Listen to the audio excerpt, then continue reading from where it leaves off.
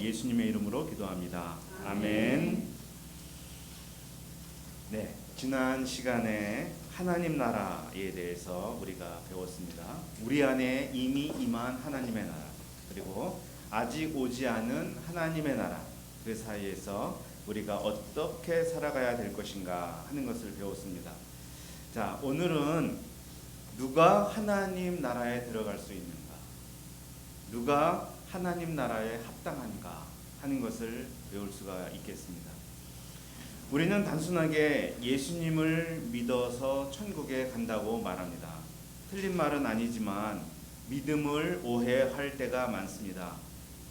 어떤 사실에 대해 인식하고 동의하는 것을 믿음이라고 생각할 때가 많습니다. 그러나 믿음은 그 부분을 포함해서 훨씬 크고 넓은 개념입니다. 본문에는 네 사람이 등장하고 있습니다. 바리새인, 세리, 어린아이, 그리고 부자 관리입니다. 당시 백성을 대표하는 네 가지 유형의 사람이라고도 할 수 있습니다. 제자들이 보기에 어떤 사람은 하나님 나라에 합당하다고 생각되는데 합당하지 않다고 하시고, 어떤 사람은 하나님 나라에 합당하지 않다고 생각되는데 합당하다고 하시고, 이렇게 예수님은 말씀을 하시는 거예요. 과연 누가 하나님 나라에 합당한 것인가? 제1장, 저 사람이 아니고 이 사람이 의롭다. 9절부터 14절입니다. 자기를 의롭다고 믿고 다른 사람을 멸시하는 자들에게 예수님은 바리새인과 세리의 기도라는 비유를 말씀해 주십니다. 이 서론에 해당하는 9절 말씀에 사실 정답이 나와 있습니다. 인간적으로 훌륭하고 신앙심이 깊어도 자기를 의롭게 여기고 다른 사람을 멸시한다면 그 사람은 하나님 나라에 합당하지 않습니다. 바리새인과 세리가 기도하러 성전에 올라갔습니다. 당시의 세리는 공인된 죄인의 대명사였죠. 우리가 너무나 잘 알아요. 이에 비해 바리새인은 신앙심 깊고 도덕적으로 높은 수준의 사람이었습니다. 당연히 사람들은 세리보다 바리새인이 하나님 나라에 가깝다고 생각했을 것입니다. 그러나 가깝고 먼 것은 재봐야죠. 그들이 무슨 일을 하는 사람인지, 얼마나 좋은 평가를 받고 있는 사람인지 하는 것으로 결정될 일이 아니었습니다. 그들의 지금의 태도, 지금의 마음가짐으로 결정되는 일이었습니다.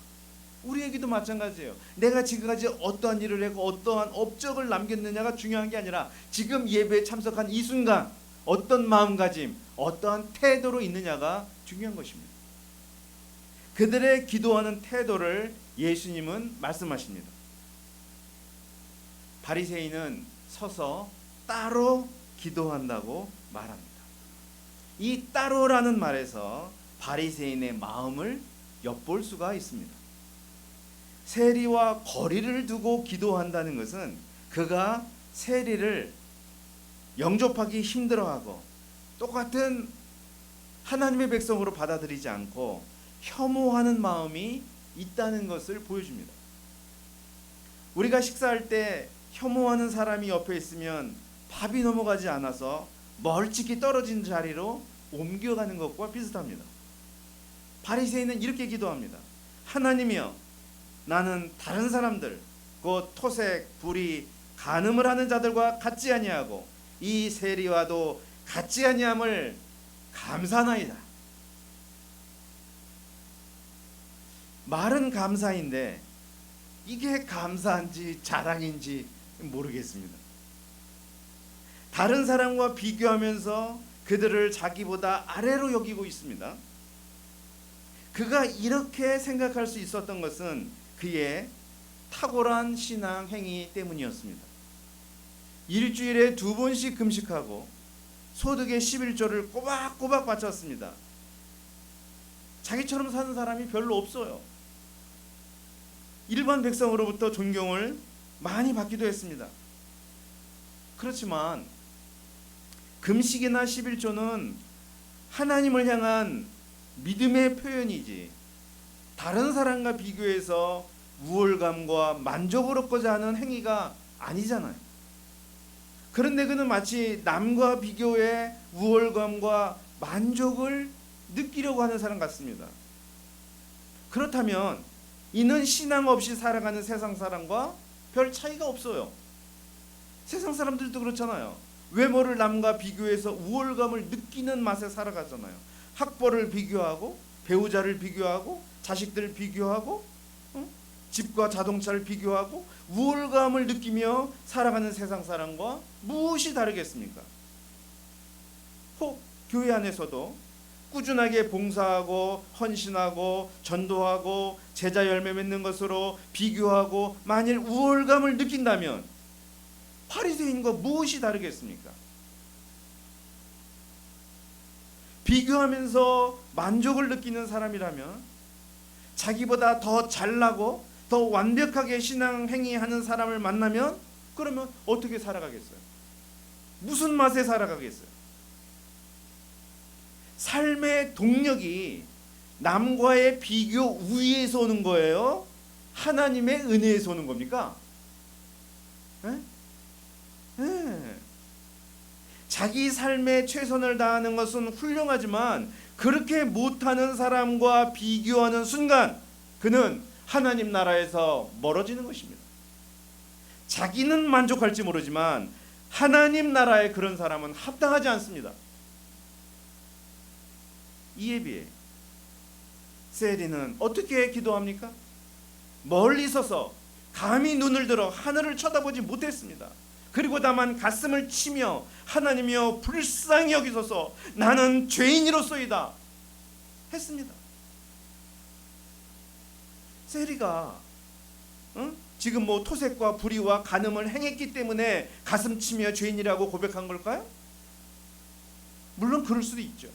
그러나 우리가 세리에 대한 선입견을 가져서는 안 됩니다. 세리라는 직업 자체가 죄는 아니에요. 세리라는 직업을 이용해 죄를 지을 수 있는 게 문제지 세리를 선택한 것 자체가 죄는 아니에요. 바리새인은 그러면 그런 불의한 일을 저지른 적 없을까요? 외식하고 탐욕과 악독이 가득하다는 것 앞에서도 누누이 말씀했잖아요. 인간 본질을 놓고 본다면 바리새인이나 세리나 거기서 거기죠. 그런데 한 사람은 의로운 마음으로 충만했고 한 사람은 죄인된 마음으로 충만했습니다. 한 사람은 타인과 비교하며 자기의 가치를 발견했고 한 사람은 하나님 앞에 자신을 세워놓고 자기를 깨달았습니다. 인간이 잘났다고 얼마나 잘났겠으며 인간이 선하다고 얼마나 선하겠습니까? 성경에 인간의 의는 다 헌 누더기 같다고 말씀했어요. 예수님은 말씀하십니다.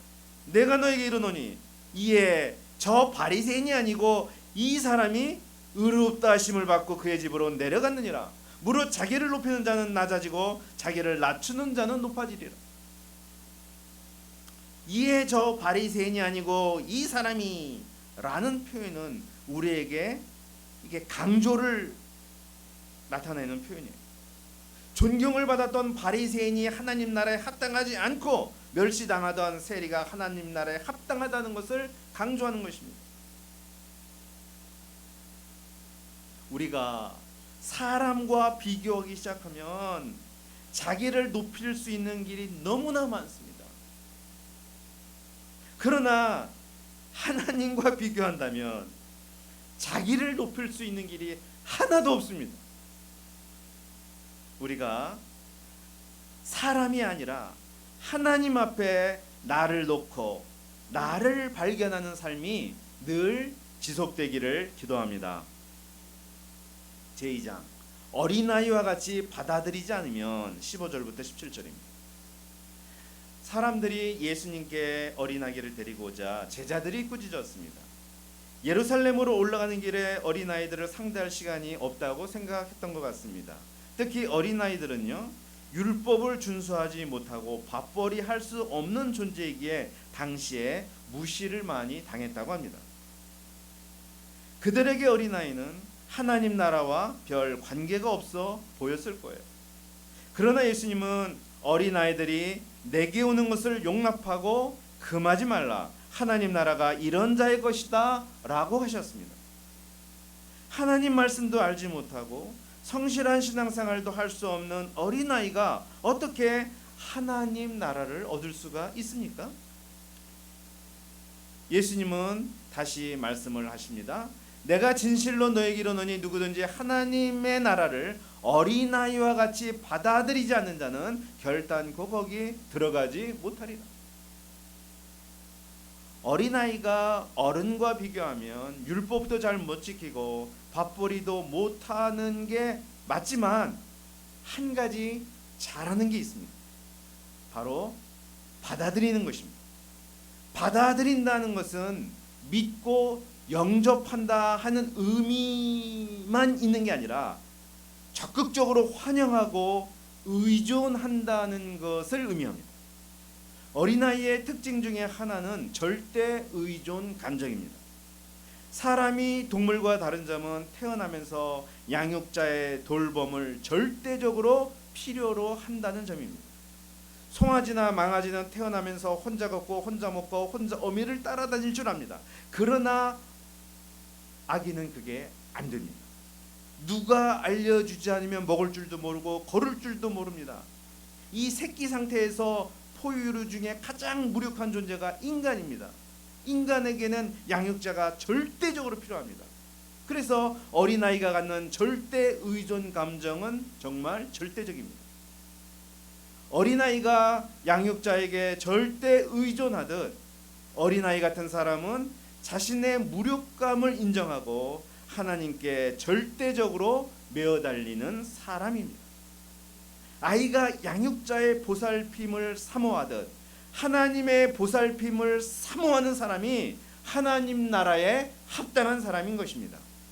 하나님과 하나님의 나라를 우리가 어린아이처럼 온 마음으로 받드는 그러한 자들이 되기를 간절히 기도합니다. 제3장 하나님 나라를 위해 버리다 18절부터 30절입니다. 어떤 관리가 예수님을 찾아왔어요. 그는 어린아이처럼 지식과 능력이 부족한 사람이 아니었습니다. 세리처럼 사회적으로 비난받는 사람도 아니었습니다. 바리새인처럼 종교적으로 편향된 사람도 아니었습니다. 지금까지 등장한 사람 중에 가장 하나님 나라에 가까운 사람처럼 보였습니다. 이런 그가 예수님께 묻습니다. 선한 선생님이여, 내가 무엇을 해야 영생을 얻겠습니까? 영생에 관심이 있었어요. 영적인 것에 관심이 있었어요. 뒤에 보면 그는 큰 부자였습니다. 지금으로 본다면 적어도 강남의 빌딩 몇 채를 가지고 있는 수백억을 굴리는 재력가였습니다. 그런 사람이 영생에 관심이 있었습니다. 예수님은 그에게 네가 계명을 안 하니 간음하지 말라, 살인하지 말라, 도둑질하지 말라, 거짓으로 증언하지 말라, 내 부모를 공경하라 하였느니라 라고 하셨습니다. 계명에 답이 나와 있다라는 말씀이죠. 뭐 특별한 대답이 아니에요. 10장에서 율법 교사가 영생을 얻기 위해 무엇을 해야 하느냐고 예수님께 물었을 때도 예수님이 거의 똑같이 대답하신 적이 있어요. 영생은 늘 옆에 있었던 거지 멀리 가서 찾을 일이 아니라는 거죠. 그는 약간 실망한 어투로 이야기합니다. 이건 내가 어려서부터 다 지켰나이다. 이 말을 통해 두 가지를 알 수 있습니다. 첫째로 그는 신앙에 있어 참 모범생으로 살아왔구나 하는 거예요. 앞에서 어린아이가 사람 대접 받지 못한 이유가 율법을 지킬 수 없기 때문이라고 했는데요. 그런데 그는 그때부터 지금까지 지키며 살아왔다는 거예요. 야, 아이 어른으로 살아온 거죠. 야, 얼마나 정말 마음에 이 부담감을 갖고 굉장한 성실함으로 지켜왔을까 하는 생각하게 되는데요. 그렇게 최선을 다해 노력을 하며 계명을 지키는 삶이 그의 마음에 자유와 행복과 하나님 나라를 얻게 했을까 하는 회의를 우리에게 줍니다. 둘째, 그는 계명을 지켰다고 했지만 계명의 참된 의미를 알지 못하는 사람이었습니다. 문자 이상의 의미를 못 봤다는 거예요. 간음하지 않으면 되면 뭐 그냥 간음 안 하면 되고, 살인하지 않으면 된다고 하면 그냥 살인 안 하면 되고, 뭐 이렇게 생각했을 겁니다. 그런데요, 계명의 의미와 정신을 우리가 깊이 생각해야 되는데, 이 계명의 의미와 정신을 풀어쓴 웨스트민스터 신앙 고백 요리 문답이 있어요. 굉장히 유명한 거죠. 여기에 보면요, 이 계명에 대해서 이렇게 나와요. 한번 보세요. 간음이나 살인하지 않는다는 말은 실제 그걸 하지 않는 것뿐만이 아니라 말과 행동으로 상대방의 육체, 정신, 영혼을 공격, 피해, 상처를 주지 않는 모든 것이라고 나와요. 도둑질도요, 그냥 상대방 물건 훔치는 것만이 아니라요, 상대방의 정신적, 영적, 지적 권리를 빼앗거나 온전히 누리지 못하도록 하는 모든 게 도둑질이라고 나와요. 부모를 공경한다는 것도요, 육신의 부모만 아니라 관련된 친인척, 지인, 선후배를 막론하고 존중, 존경, 배려, 감사하는 거라고 나와요. 그렇게 지키셨어요? 이것을 알았다면 내가 어려서부터 다 지켰다고 쉽게 대답할 사람이 없어요. 이런 의미와 정신을 고려할 때, 그래서 계명의 결론은 이웃을 내 몸처럼 사랑하는 거구나 하는 걸 깨닫게 되는 거예요. 계명을 생각하는 무게감이 그와 예수님이 다릅니다. 우리가 이 계명에 대해서는 나중에 이 10계명 제가 특강을 생각하고 있습니다. 한 계명 한 계명을 한 주일에 메시지 분량만큼 할 수가 있는데 나중에 우리가 더 깊이 생각해 보고자 합니다. 예수님은 그의 대답을 들으시고 말씀하셨습니다. 네게 아직도 한 가지 부족한 것이 있으니 네게 있는 것을 다 팔아 가난한 자들에게 나눠 줘라. 그리하면 하늘에서 네게 보화가 있으리라. 그리고 와서 나를 따르라. 예수님은 그가 참 나름대로 귀한 삶을 살아왔다고 인정해 주셨습니다. 그렇지만 참 한 가지만 채우면 되겠는데 한 가지가 부족하다면서 말씀하신 거예요. 네게 있는 것을 다 팔아 가난한 자들에게 나눠줘라. 지금까지 계명을 지키고 살았다고 한 그의 삶을 인정받을 수 있는 순간이겠죠. 자, 그런데 그는 어떻게 나왔습니까? 그 사람이 큰 부자이므로 이 말씀을 듣고 심히 근심합니다. 그는 예수님 말씀 앞에서 자신의 진짜 모습을 발견하게 된 거예요. 야, 재물을 포기하면서까지 이웃을 사랑할 수 없는 자신, 하나님보다 이웃보다 재물을 더 사랑했던 자신, 자신의 재물에 대한 욕심이 얼마나 컸는지 그걸 보게 되는 거예요. 평소엔 드러나지 않았어요. 자신도 몰랐습니다. 그러나 다 팔아 가난한 자들에게 주라는 말씀 앞에 완전히 벌거벗은 듯이 자신의 문제가 드러난 거예요. 이처럼 사람은 건드리지 않으면 잘 모릅니다. 방에 먼지가 가득히 깔려 있어도 누군가가 빗자루 들지 않으면 모르는 것과 똑같아요. 예수님은 거기에 빗자루를 드신 거죠. 그 전까지는 괜찮은 사람인 것으로 안 거예요. 하나님의 말씀이 임하면 보이지 않던 나의 어두웠던 부분이 보이기 시작하는 거예요. 예수님의 말씀은 그의 부족한 점을 백주대낮에 발견하게 해준 것입니다. 그는 어떻게 됐을까? 누가복음에는 안 나와요. 어떻게 됐는지. 단지 정말 매우 크게 슬퍼했다는 것만 나와요. 근데 다른 복음서에 보면 정말 터덜터덜 돌아가는 거로 나와요. 그는 눈앞에 하나님 나라를 두고 쓸쓸히 돌아가야 됐던 것이죠. 예수님은 재물이 있는 자는 하나님 나라 들어가기가 얼마나 어려운지 낙타가 바늘 길어 들어가는 것보다 어렵다고 하셨습니다. 당시 사람들은 재물은 하나님이 주시는 복이라고 생각했거든요.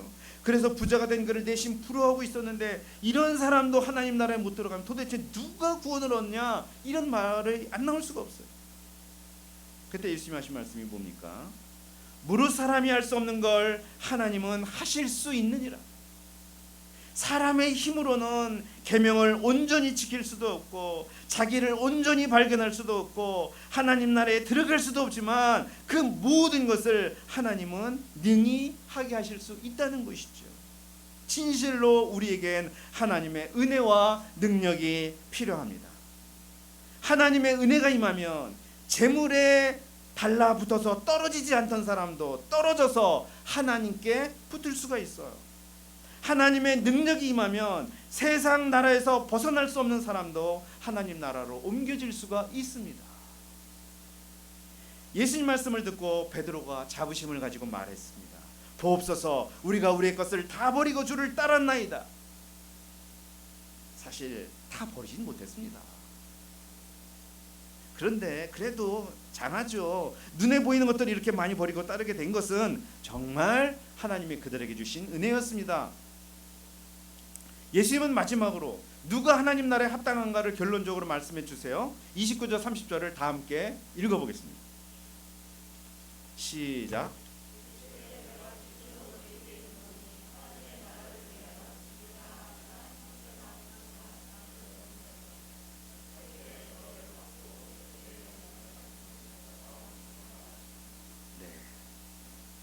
지금 예수님이 예루살렘으로 올라가시는 것이 왜 올라가시는 거냐?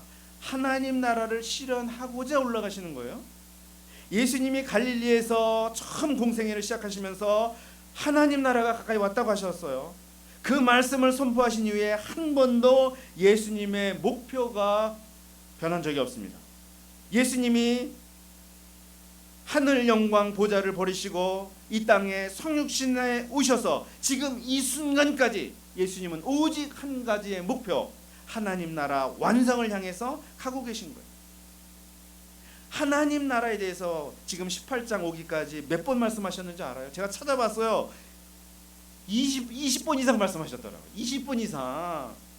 그러니까 예수님의 마음의 중심은 하나님 나라였어요.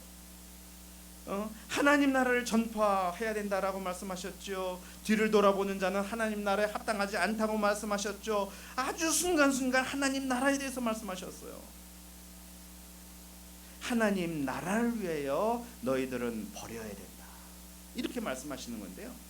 이 버린다는 것은요, 내려놓는다는 거예요. 내려놓는다는 거예요. 집착하지 않는 거예요. 집이나 아내나 형제가 나빠서 버리는 게 아니라 하나님 나라를 위해서, 베스트를 위해서 베터를 내려놓는 거예요. 매일 내려놓는 거예요. 제자들이 집을 생각했다면, 재물이나 소유를 생각했다면 배와 그물을 버리지도 못했을 거예요. 그들이 아내나 형제나 부모를 생각했다면 갈릴리를 떠나 예루살렘으로 향하는 예수님의 길동무가 될 수 없었을 거예요. 집은 소유물을 대표해요. 나의 재물을 대표해요. 아내나 형제나 부모나 자녀는 혈연으로 이루어진 관계를 대표합니다. 인간관계를 대표해요. 당시에 나 한 사람의 인생은 재물과 가족 관계 위에 세워졌습니다. 이게 당시엔 아주 강했어요. 곧 재물과 가족은 나의 터전입니다. 터전이에요. 그것을 내려놓을 수 있어야 된다는 거예요. 하나님이 아브라함을 택하셨을 때 하신 말씀이 있죠. 너는 너의 본토 친척 아비집을 떠나 내가 내게 지시할 땅으로 가라. 왜 본토 친척 아비집을 떠나 가라고 하신 거예요? 그의 터전을 내려놓고 가야 믿음으로 살 수 있고 하나님을 따라갈 수 있기 때문이에요. 모세에게 40년 왕자 생활 이후에 40년 동안 광야 생활하게 하신 것도 터전을 내려놓는 훈련이었던 것입니다. 모든 것이 하나님 나라 중심으로 새롭게 개편이 됩니다. 그렇잖아요. 예를 들어 집안에 고3 수험생이 한 명만 있어도 그 집은 먹고 자고 놀고 가족 대소사 일정 짜는 게 전부 다 고3생 중심으로 다 개편이 되는데, 우리가 하나님 나라 중심으로 내 삶이 개편되어야 한다는 게 너무나 당연한 말 아니겠습니까? 재물 중심, 세상 중심에서 하나님 나라 중심으로 삶을 개편하면 놀라운 일이 벌어지는 것을 말씀합니다. 현세 여러 배를 받는다고 말씀하세요. 이건 뭐예요? 집을 잃는 것 같지만 사실 여러 배로 받고, 가족을 잃는 것 같지만 사실 여러 배로 보상받는다는 의미입니다. 사도행전에 나오는 초대 예루살렘 교회는 이것을 보여줍니다. 그들은 핍박 속에서 매우 부유한 교회 공동체가 되었어요. 매우 커다란 천국 가족 공동체를 형성해 나갔습니다. 그래서 안디옥 교회와 많은 이방인 교회를 낳는 산파 역할을 하게 되었습니다. 오늘 말씀을 정리해 보겠습니다. 누가 하나님 나라에 합당합니까? 첫째, 사람과 비교하지 않고 하나님 앞에 자신을 세우는 사람이 하나님 나라에 합당합니다. 둘째, 어린아이처럼 하나님 나라를 절대적으로 받드는 자가 하나님 나라에 합당합니다. 셋째, 나의 터전을 하나님 나라 중심으로 날마다 개편하는 사람이 하나님 나라에 합당합니다. 무릇 사람이 할 수 없는 것을 하나님은 하실 수 있사오니 하나님 나라에 합당한 자들로 우리를 빚어주시기를 간절히 기도합니다. 기도하겠습니다. 하나님 아버지, 감사합니다. 오늘 말씀을 통해서 참 세상이 인정하는 그런 사람이 하나님 나라 합당한 게 아니라 정말 하나님 앞에서 겸손하고 그 나라를 열정적으로 사모하고 그 나라를 위해 나의 삶을 언제든지 개편할 수 있는 그러한 사람이 하나님 나라에 합당하다는 것을 알려주심을 감사합니다. 저희가 이것을 다 지키고 실천할 수 없습니다.